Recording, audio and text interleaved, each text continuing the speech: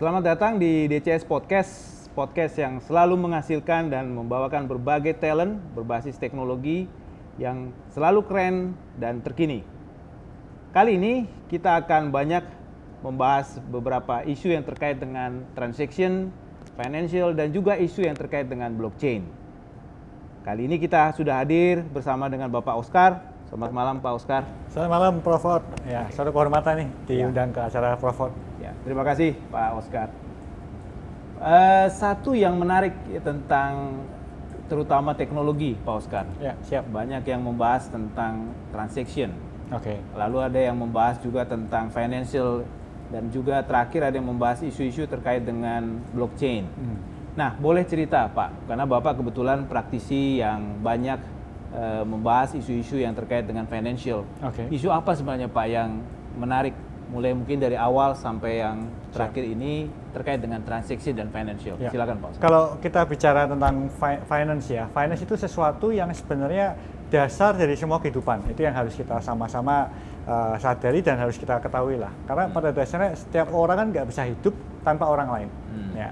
Pada saat kita ingin berinteraksi dengan orang lain, kadang-kadang kita harus pada saat kita saling menukar, kita punya kebutuhan apa, orang lain punya kebutuhan apa. Nah itu kan pada saat itu makanya tercipta uang, ya karena untuk memfasilitasi penukaran suatu barang atau jasa. Nah kalau kita berangkat dari finance kan akar mulanya dari situ, dari uangnya dulu. Nah tapi kalau kita bicara uang, sejarah uang itu kan cukup panjang, bukan semata-mata langsung timbul e-money kayak sekarang, nggak timbul uang digital kayak sekarang. Kita bicara uang itu mulai dari sejarah, bahkan sejarah barter, ya dimana mungkin Prof tanamnya jagung, saya tanamnya beras. Kadang-kadang saya pengen makan jagung, kita tukeran nih. Nah, tapi kalau beras sama jagung mungkin tukerannya masih gampang. Tapi kalau misalnya saya bikin mobil, Prof bikin rumah, nanti bingung nih, siapa yang lebih penting, rumah apa mobil gitu kan. Nah, makanya kemudian pada saat awal-awal duluan tercipta yang namanya uang. Nah, tapi waktu tercipta uang untuk menentukan unit value, itu pun banyak saya bayangkan pada saat itu orang akan bingung unit value-nya pakai apa ya, mau pakai kerang kah atau pakai apa, pakai sesuatu yang langka. Selalu disepakati pada saat itu sesuatu yang langka. Kalau orang-orang yang di gunung, dia akan memilih sesuatu yang kira-kira langka di pegunungan, di situnya. Karena kalau kita sudah bicara unit value untuk barter, kita bicara mengenai scarcity-nya kan. Kalau uang terlalu banyak, dia akan kesulitan, karena untuk penukarannya susah, dan kemudian kalau nggak langka, orang nggak akan memandang itu sebagai sesuatu yang berharga. Makanya kemudian berkembanglah kita bicara commodity based money, yaitu dalam bentuk dalam bentuk seperti mineral, contohnya seperti emas, perak. Ya kita bisa bicara dulu juga besi, sempat juga beberapa negara sempat menganggap itu sebagai komoditas yang berharga. Karena besi kan sesuatu yang sangat berharga dan selalu berguna untuk militer pada saat zaman-zaman dulu ya. Tapi kemudian kita lihat bagaimana silver dan emas yang disepakati oleh berbagai negara menjadi commodity based money. Nah, tapi kalau kita bicara uang silver, uang emas itu punya banyak keterbatasan. Kenapa? Keterbatasan yang pertama, uang silver dan uang emas itu berat. Kalau misalnya contohnya zaman sekarang aja lah, kita saya pernah bikin tes kecil, Prof. Saya pernah bikin tes kecil. Jadi saya pernah bikin tes kecil bagaimana kalau uang 10 miliar rupiah saya tukar emas, saya tukar sama uang kertas. Ya. Ternyata ya uang 10 miliar rupiah kalau saya tukar emas ya, itu emas 10 kilo nggak gampang dibawa. Berat. Dan nggak aman juga. Dan nggak aman kalau kita bawa uang 10 kilo emas ya, karena emas itu kan masa jenisnya berat kan. Jadi 1 kilo emas itu kecil tapi berat gitu. Kesannya berat. Dia pun 1 kilo sama 1 kilo ya. Nah makanya kalau zaman itu saya membayangkan kalau dulu orang menukar pakai emas, mau transaksi jumlah besar dan emas waktu itu nilainya belum setinggi sekarang, itu kan susah banget. Ya, makanya kemudian terciptalah zaman itu namanya kalau nggak salah flying paper ya, yaitu mata uang kertas. Karena sebenarnya itu adalah IOU, ya IOU yang dijaminkan dengan emas. Tapi pada awal-awal uang kertas yang diciptakan Cina di tahun 1000-an itu, pada saat itu yang diciptakan pertama kali Cina. Tapi kendalanya pada uang kertas pada saat masa IOU itu adalah beberapa hal. Yang pertama forgery, yaitu adanya duplikat. Ada orang yang lama-lama mikir, wah kenapa nggak dipalsu aja ya? Nah kalau sudah mikir gitu kan akhirnya makanya muncullah perlahan-lahan orang mikir gimana caranya nggak dipalsukan ya. Mata uang kertas lama-lama makin sempurna. Kita bisa lihat di beberapa negara mata uang kertas itu sekarang malah dari plastik. Kenapa? Karena kalau dari plastik masukinnya susah. Jadi kan kita bicara mulai masuk ke dalam sisi teknologinya ya. Nggak lagi uang kertas cuma sekedar dicetak, tapi kita bicara mata uang kertas itu mulai banyak faktor pengamanannya. Makanya sekarang ini kalau kita bicara mata uang kertas yang cuma Rp2.000, kadang-kadang biaya pencetakannya lebih dari Rp2.000. Malah konsep daripada uang kertas yang dulu katanya materialnya itu lebih murah daripada value-nya itu sudah tergantikan. Kita bisa melihat bagaimana mata uang kertas dengan teknologi mulai banyak berubah. Nah, tapi sekarang kan kita mulai masuk di mana era teknologi IT. Era teknologi IT ini kita bicara mulai banyak teknologi-teknologi yang juga mulai berusaha menyempurnakan faktor finansial ini. Makanya kita kemudian bicara salah satunya contohnya centralized ya. Kita bicara e-money mulai bermunculan kan. E-money kan teknologi centralized ya, singular database dikelola oleh bank sentral. Kemudian value-nya tercipta dari database yang di-create itu kan. Kemudian kita bicara di tahun 2009 silam mulai muncul zamannya blockchain yang berusaha untuk membuat mata uang internet. Tapi kalau kita bicara tahun 2000 silam, bahkan istilah kata blockchain itu belum ada, Prof. Jadi kalau saya ingat, saya awal-awal kenal blockchain ya di tahun 2012 silam ya.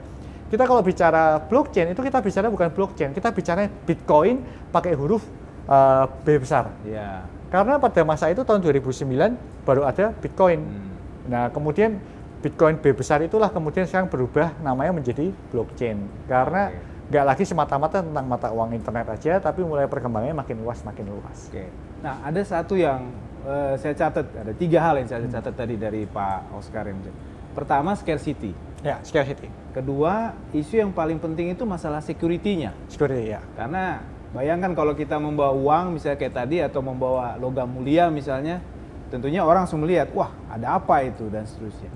Dan yang ketiga tidak kalah pentingnya adalah bisa atau tidak atau segampang apa diduplikasi.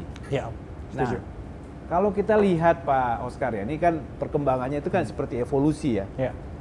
Nah, terus kebelakangan ini dengan berbagai varian kan ada yang mengatakan, oh ini pakai e-digital dan segala macam.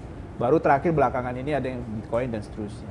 Kalau Bapak melihat perkembangan ini dalam konteks evolusinya ya, itu dalam konteks scarcity, security dan juga duplication, itu trennya seperti apa Pak? Kalau kita bicara mengenai konsep finance, mata uang ya Pak, konsep mata uang, memang 3 elemen ini yang selalu paling utama sih, yaitu scarcity, nggak bisa diduplikat, terus kemudian tadi satu lagi izin apa Prof tadi?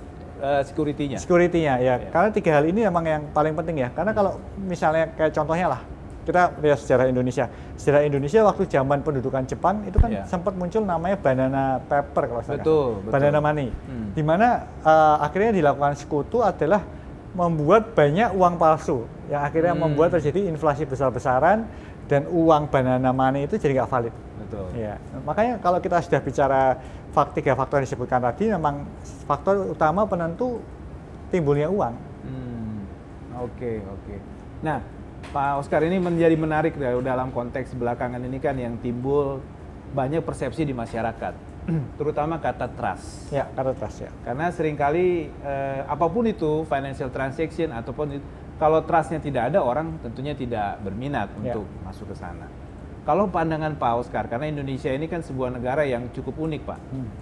Di sisi lain kita masih banyak yang masih prefer uang kertas. Di sisi lain atau uang kartal istilahnya. Di sisi lain ada juga yang sudah mulai masuk ke tahapan pakai pakai QR code atau segala macam. Tapi di sisi lain ada juga yang sudah mulai berpindah, wah pakai blockchain nih bayarnya pakai ini dan seterusnya. Kalau Bapak melihat di dalam konteks masyarakat di Indonesia terutama, itu seperti apa Pak nantinya ke depan? Ya, ini satu hal yang menarik sih kalau kita bicara mengenai masyarakat di Indonesia. Karena masyarakat di Indonesia ini masyarakat yang masih sering disebut berbagai negara dan memang riset masyarakat yang cash society.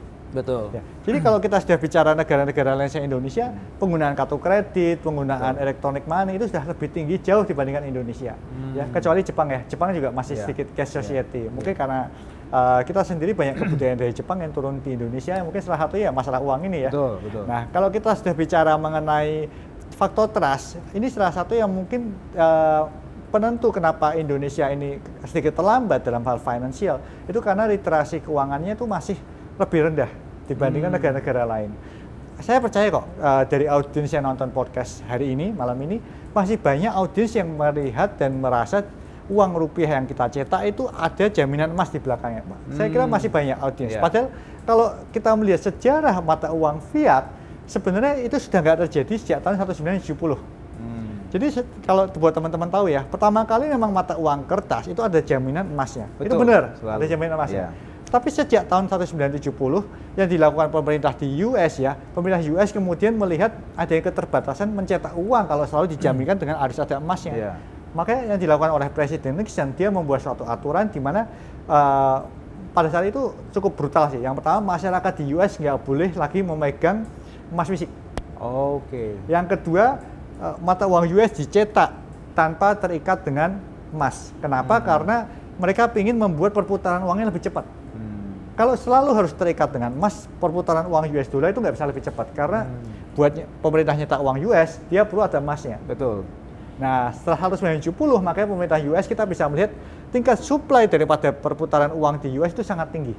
Tingkat percetakan mata uang sangat tinggi, ya, sampai sekarang.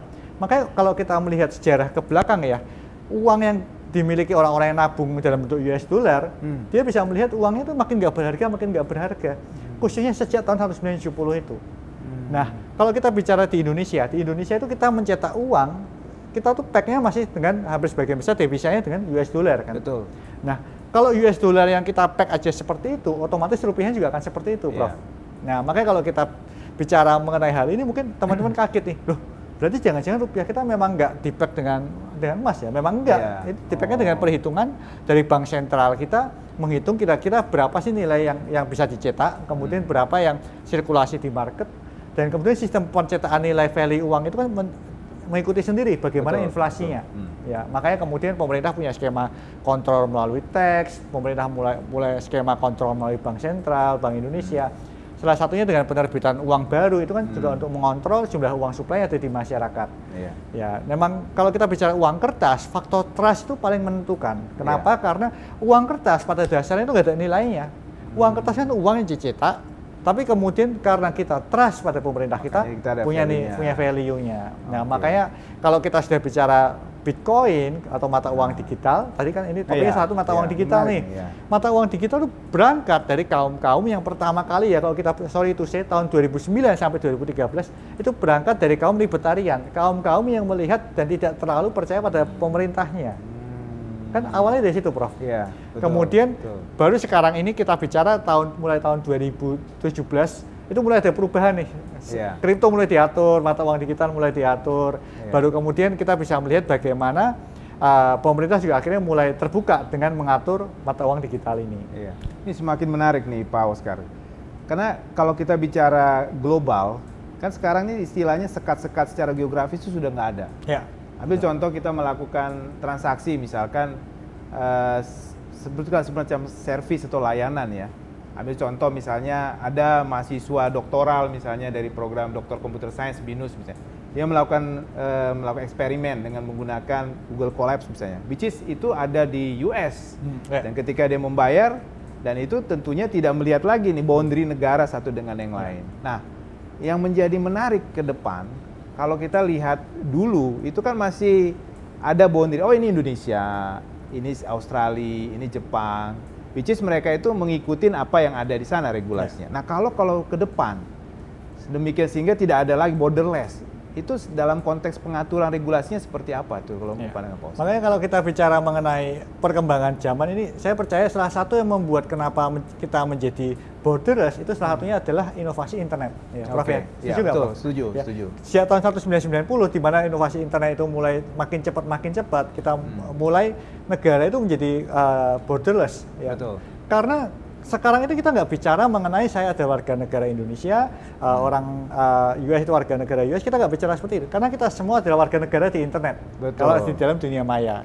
Internet itu jadi semacam tempat kita berkumpul, menjadi tempat persatuan. Nah, sekarang makanya kalau kita sudah bicara internet ya harusnya idealnya finansialnya itu juga borderless gitu kan. Betul. Nah, makanya salah satu konsep yang dilakukan di Eropa, mereka berusaha untuk membuat mata uang persatuan euro, ya kan. Kemudian karena untuk ngimbangi US dollar juga sih mereka bikin itu ya. Tapi kalau kita bicara mengenai mata uang fiat paper yang kemudian biarpun mulai bermunculan mata uang digital ya, kayak contohnya di Cina ada yuan digital sekarang. Kata US juga mau bikin US digital. Indonesia sendiri punya proyek Garuda nih yang akan membuat mata uang rupiah digital. Tapi kalau kita bicara di internet, pada saat di internet kita bicara kita mau transaksi dengan orang-orang di negara lain, kita tetap memerlukan mata uang yang benar-benar lebih seamless, lebih konektornya lebih enak nih. Ya makanya tapi tantangannya pada saat swasta berusaha membuat sesuatu di negaranya, masalahnya kan di setiap negara ada OJK-nya sendiri-sendiri. Betul, iya. OJK-nya sendiri-sendiri akan berusaha memprotek ekonomi negaranya. Iya, ada regulatornya. Ada regulatornya. Nah, kalau kita bicara regulatornya ya memang fungsi regulator untuk ngerem. Nah, makanya ya itu sekali lagi kenapa mata uang internet seperti Bitcoin kemudian tercipta karena bingung nih semua orang mau inovasi yang terbatas. Akhirnya kemudian salah satu inovasi daripada blockchain yang dikenal orang dan banyak dipakai untuk transaksi, sebenarnya sekarang bukan Bitcoin sih kalau boleh jujur, tapi sekarang lebih banyak orang pakai contohnya USDT. USDT yaitu mata uang internet, mata uang digital yang memang masih ada back ke US dollarnya, tapi semua diterbitkan dalam distributed ledger teknologi. Jadi kita kalau transaksi pakai USDT misalnya, saya mau beli barang dari contohnya dari Cina atau saya mau beli barang dari Eropa pakai USDT bisa kirim-kiriman 1 detik sampai. Itu kan contoh inovasi teknologi ya. Betul. Nah kalau kayak zaman dulu lah kalau sebelum ada semua perkembangan blockchain, semua perkembangan e-money ini, kalau dulu kita mau beli barang dari US, kita mau transfer perlu berapa hari, lama banget. Dan itu biaya transfernya mahal. Makanya inovasi teknologi saya kira salah satu yang paling membuat kita jadi borderless. Dan apalagi inovasi di bidang finance kalau benar-benar sudah benar-benar semua orang bisa pakai akan luar biasa lagi. Mungkin lama-lama malah negara nggak diperlukan lagi. Nah itu yang menjadi menarik Pak Oscar. Jadi belakangan ini kan ada orang yang menganggap bahwa ke depan ya kalau boleh dikatakan teknologi menjadi backbone untuk dalam konteks financial itu sendiri transaksi. Cuman memang sama halnya seperti roller coaster. Ada kadang naik, kadang turun dan seterusnya. Saya yakin Pak Oscar quite familiar ya maksud saya roller coaster naik turun. Dan masyarakat kadang-kadang bingung, wah lagi bagus nih naik, tiba-tiba jebret jatuh gitu. Nah, ada semacam keraguan-raguan, terutama dalam konteks masyarakat melihat ke depan itu financial transaction dalam konteks teknologi itu ya tidak stabil. Bisa naik, dan naiknya nggak sembarangan, naik banget, turunnya dibanting dan seterusnya. Itu dalam pandangan Bapak itu seperti apa nanti? Saya kira kalau kita sudah bicara ini kan banyak daripada eksperimen, project eksperimen ini kan sifatnya banyak pertama kali kan memang try error ya.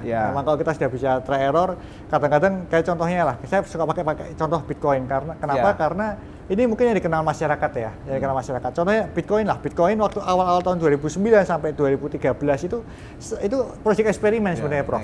Ya, kita nggak bicara mengenai harganya ya, kita bicara mengenai waktu Bitcoin pertama kali muncul itu inovasi itu punya banyak kelemahan, Contohnya aja transaksi per detiknya itu cuma 7 transaksi per second, itu kecil banget. Ya. Jadi karena ada limitasi di mana dari sisi teknologi memang pada saat itu baru bisa seperti itu. Tapi kalau kita bicara mengenai transaksi DLT atau blockchain sekarang 1 detik bisa puluhan ribu transaksi. Nah kalau kita sudah bicara mengenai itu lama-lama akan smooth. Tapi ya memang dalam proses pembiasaan, dalam proses perkembangan teknologi ada fase di mana naik turunnya. Apalagi kalau kita sudah bicara harga. Kalau bicara harga, Bitcoin itu mungkin salah satu contoh yang cukup gagal menjadi mata uang kalau boleh saya bilang. Kenapa? Karena kalau kita bicara Bitcoin lah dengan dia mencoba membuat sangat scarcity, akhirnya ada timbul pemakaian sedikit, demand sedikit, harganya naik tinggi banget. Nah, kalau kita sudah bicara seperti itu kan itu gagal sebagai mata uang. Betul. Karena kalau mata uang yang baik adalah mata uang yang stabil. Kalau mata uang naik turun dengan terlalu tinggi, itu masyarakat susah buat pakai. Nah, makanya kemudian kalau kita lihat sekarang yang paling banyak dipakai untuk mata uang di dunia blockchain itu lebih seperti stablecoin seperti USDC, USDT. Kenapa? Karena nilai peg dengan US dollar. US dollar relatif lebih stabil dibandingkan nilai Bitcoin-nya naik turun. Ya, tapi saya terpercaya Bitcoin punya value sendiri, yaitu sebagai penyimpan aset kekayaan. Ya sama seperti emas lah. Emas juga, kenapa emas itu nggak cocok jadi mata uang? Karena emas naik turunnya cepat banget. Betul.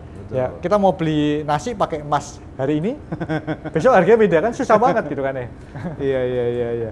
Nah, ini menarik nih Pak Oscar. Jadi masyarakat itu melihat bahwa salah satu syarat mata uang itu harus stabil. Harus stabil, ya. Nah, yang menjadi menarik teknologi itu secara evolusi berjalan terus, Pak. Betul. Jadi dengan kata lain ke depan mungkin ada lagi alternatif atau pilihan-pilihan yang lain. Saya setuju. Nah, ini yang menjadi tantangan ke depan adalah masyarakat kadang-kadang jadi bingung nih. Wah, nanti ada tren ini, ada lagi, ada tren ini, ada lagi, dan seterusnya. Kalau dalam pandangan Bapak melihat nih, kan Bapak kan melihat dari berbagai negara ya.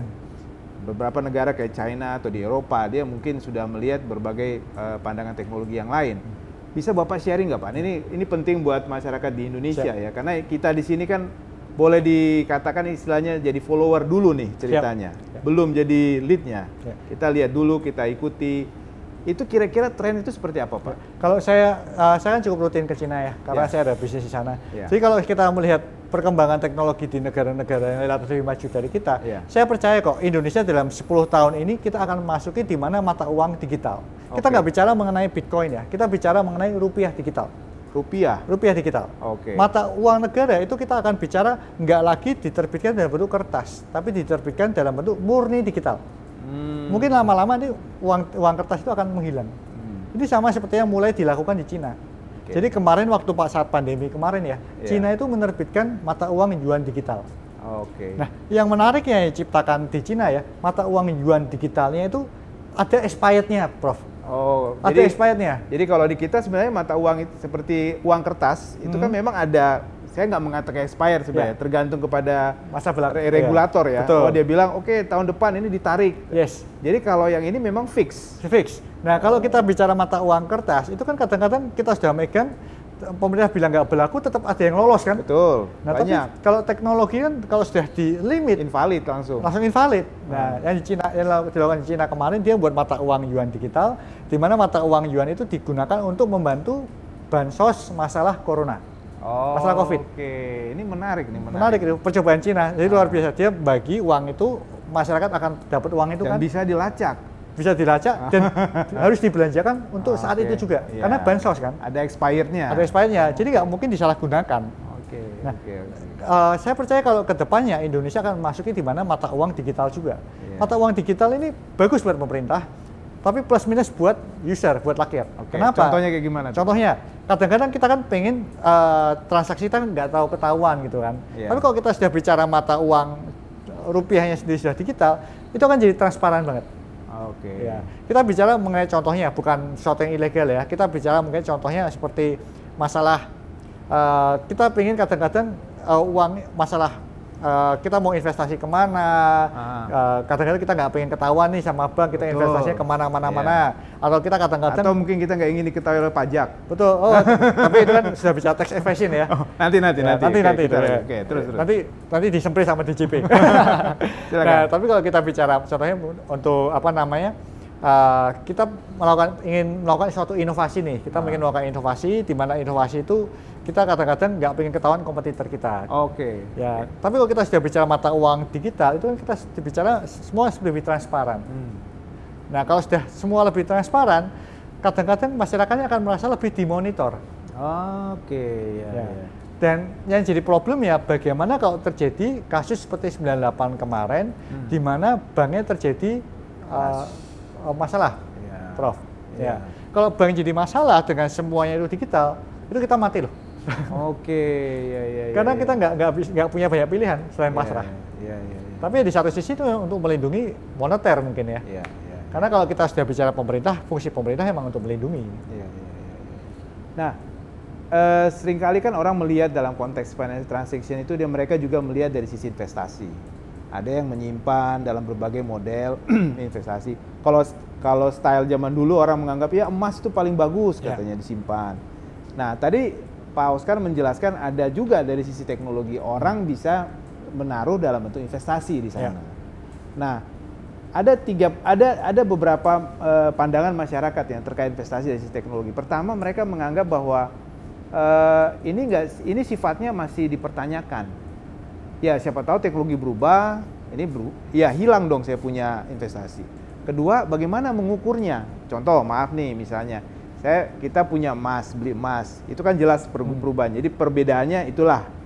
Kalau teknologi ini bagaimana? Bisa naik, bisa turun. Itu yang kedua. Dan yang ketiga juga orang melihat, oke lah, persoalannya kan orang kalau saya punya investasi, terus saya mau tuker, misalnya contoh, saya punya kita misalnya punya emas atau punya investasi dalam bentuk misalkan deposito lah, ini bisa diagunkan. Kalau teknologi itu seperti apa? Nah, silakan Pak. Ya, ini mungkin kita mulai masuk sedikit bahas masalah Bitcoin ya, buat contohnya ya, supaya lebih gampang ilustrasinya nih. Sekali lagi itu saya bukan jualan Bitcoin teman-teman, tapi ini untuk contoh aja karena itu contoh yang paling gampang dimengerti orang sih. Nah, kalau kita kan salah satu pertanyaan ditanyakan orang, gimana kalau ternyata Bitcoin itu nggak ada 20 tahun lagi? Betul. Ya, misalnya contohnya seperti itu kan. Nah, tapi kalau kita bicara ya tentang Bitcoin, inovasi Bitcoin memang luar biasa. Tapi saya juga nggak bantah, Bitcoin itu adalah part dari eksperimen besar yang dilakukan semua orang-orang yang merasa bahwa blockchain itu sesuatu yang luar biasa. Tapi apakah Bitcoin ada selamanya atau tidak, kita juga nggak tahu sih. Terus saya sendiri nggak tahu. Ya, karena kita akan memasuki era sebentar lagi di mana kuantum komputer mungkin untuk dibuat. Nah, kalau itu terjadi gimana Bitcoin? Bagaimana kalau kuantum komputer pada akhirnya masuk ke retail? Nah, karena kalau sudah kuantum komputer masuk ke retail, enkripsi itu kan berkembang dengan enkripsi yang sekarang itu akan jebol. Istilahnya sudah outdated. Apalagi Bitcoin kita bicara enkripsi 256 kan itu pasti jebol itu sama kuantum. Nah, makanya tantangannya apakah blockchain itu bisa dibuat quantum proof atau enggak? Nah, itu. Kalau blockchain nggak bisa dibuat quantum proof, pasti jebol. Itu artinya Bitcoin nggak akan bertahan. Nah, tapi kalau kita bicara mengenai teknologi ya, teknologi kan evolving terus. Betul. Pertanyaan masa depan, kata kita nggak bisa menjawab dengan teknologi sekarang. Ya, jadi saya nggak tahu apakah 20 tahun lagi Bitcoin masih ada atau enggak. Tapi jadi ini yang menurut saya memang tantangannya. Tapi kadang kalau memang ada tantangannya, di situ ada opportunity. Kalau ternyata memang pada saat itu semuanya baik-baik aja, semua berjalan dengan luar biasa, opportunity orang-orang yang percaya di awal duluan, mereka akan mendapatkan opportunity. Ya sama seperti emas lah. Zaman dulu biarpun sekarang ini kita ngerasa emas itu berharga, zaman dulu banyak orang masih nggak terlalu percaya pada emas sebagai tabungan, Prof. Betul. Orang masih lebih percaya hal lain. Contohnya lah, emas itu baru benar-benar populer itu sebenarnya setelah tahun 1500-an. Sebelum itu orang nggak pegang emas loh. Orang pegangnya perak. Perak dulu lebih berharga daripada emas. Kenapa? Karena perak itu punya lebih banyak fungsi. Perak itu jauh lebih diakui berbagai negara. Makanya kita kalau lihat film-film zaman dulu yang zaman di Eropa, kayak Viking itu yang dijarah perak. Betul. Karena perak punya nilai value lebih tinggi daripada emas. Nah, tapi apakah berarti itu apakah berarti teknologi itu bakal bisa invalid juga? Ya sekali lagi itu mungkin, tapi saya percaya cuma waktu yang bisa menjawab dan saya percaya teknologi evolving terus. Tapi kalau saya lagi bertanya apakah Bitcoin 20 tahun lagi akan valid atau nggak valid, ya tergantung teknologinya. Sudah susah itu, Prof. Jadi ini memberikan sebuah persepsi yang lebih membuka cakrawala kita nih dalam konteks kita melihat yang disebut dengan financial itu sendiri. Karena kalau kita perhatikan dengan seksama di sini, berarti traditional financial dalam konteks transaksi itu pelan tapi pasti akan ya istilahnya berevolusi juga seperti itu. Nah ini pertanyaan yang sering ditanyakan oleh anak muda nih Pak Oscar. Kalau anak-anak muda itu kan berpikir ya kalau uang kertas biasalah. Bagaimana kalau mereka generasi milenial yang masih ke Gen Z dan seterusnya, dia berpikir kalau saya mau kelihatan lebih tren terbaru tuh, kira-kira saya megang apa nih bagusnya transaksinya? Kalau saya ngomong apapun nanti jadi saran investasi, Prof. Wah, nggak apa-apa. Ini ibaratnya kan learning gitu, pembelajaran. Agak serba susah sih, tapi kalau kita bicara mengenai, karena saya kan dari industri kripto ya. Betul. Kalau saya industri kripto mau nggak mau saya menjalankan kripto dong, supaya lebih valid kan. Jadi istilahnya biar anak-anak muda ini ngeliat, boleh juga nih gitu kan, daripada bawa uang kertas gitu. Tapi kalau kita sudah bicara industri kripto, kalau di kripto sekarang itu kan kita bicara mata uang kripto ada banyak banget nih, Prof. Ada ribuan ya. Tapi dari ribuan saya melihat saat ini yang benar-benar mature cuma ada dua, yaitu Bitcoin dan Ethereum. Maaf, Pak Oscar menyebut mature. Kenapa? Mature. Iya, mature. Itu maksudnya definisinya apa? Skopnya apa? Contohnya ekosistem teknologi pendukungnya jauh lebih ada. Ya, contohnya kayak walletnya lah, wallet untuk nyimpan di Bitcoin dan Ethereum jauh lebih banyak daripada kripto-kripto yang lain. Yang kedua, hack proof ya. Jadi kalau kita bicara mengenai Bitcoin, Ethereum, itu secara kekuatan enkripsi dalam jaringan miningnya jauh lebih kuat dibanding yang lain. Karena kalau kita bicara blockchain ya, blockchain itu punya satu kelemahan, Prof. Kelemahan blockchain adalah pada saat majority daripada node atau majority daripada yang menjalankan servernya itu kehack, itu datanya bisa keubah. Ini sudah terjadi di beberapa blockchain yang lain. Jadi ada beberapa blockchain kecil ya, mereka bikin ternyata di overpower. Jadi mining yang validnya di overpower oleh hacker. Wah. Kalau majority-nya kena hack, Wah. atau majority-nya itu palsu, blockchain-nya akan menganggap yang palsu itu asli.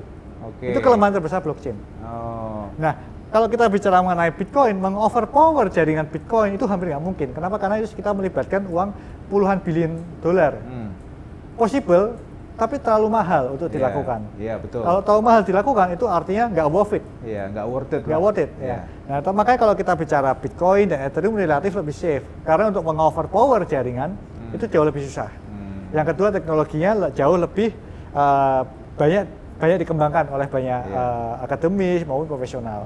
Yang ketiga, kalau kita bicara mengenai penggunaan kayak Bitcoin dan Ethereum itu jauh liquidity-nya jauh lebih bagus. Kita mau jual Bitcoin $1 juta, detik ini juga gampang banget. Beli gampang banget. Tapi kalau kita bicara kripto lain mungkin agak susah.